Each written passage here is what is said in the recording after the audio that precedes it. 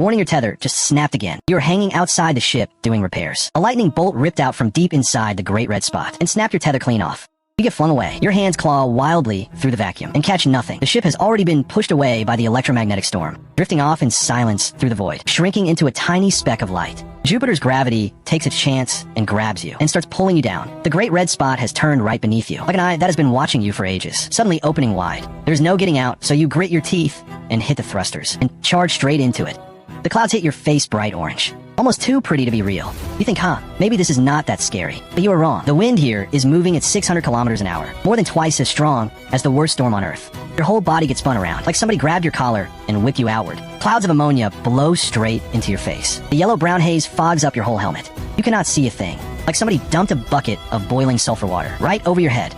You grit your teeth and steady yourself. Then you look down. The Great Red Spot is closer, close enough to see the patterns inside it, like a giant pot of boiling orange soup, slowly stirring there for 300 years. And it still has not stopped 300 years. It is older than the United States, and it just keeps turning. No one can explain why it still has not broken apart. The wind at the edge of the cyclone starts pulling you in. The thrusters blast at full power. You feel like a nail trying to resist. A giant vacuum, and you almost lose that fight. You scrape along the edge of the storm in a desperate loop, and barely manage to slip out. Okay, for now, you are still alive.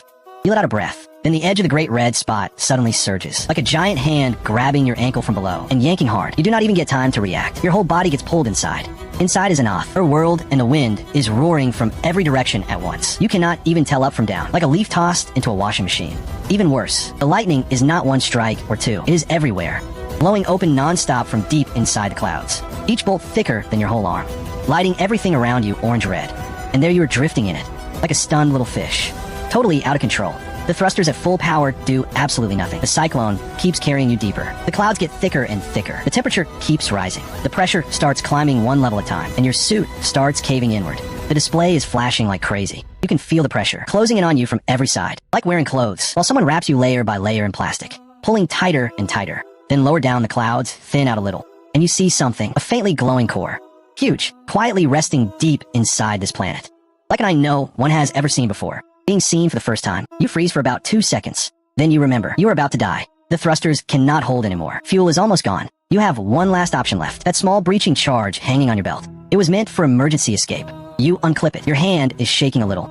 You take a deep breath and throw it straight toward the deepest part of the cyclone. Then you turn around and fire the thrusters, rushing upward on the shockwave from the blast. The blast goes off behind you, and a wave of heat slams straight through your back, launching your whole body upward, like somebody kicked you hard right in the back. You punch through the clouds, through the lightning, through the storm, and everything ahead gets brighter and brighter. You are out, and the airlock is right in front of you. The thrusters are out of fuel.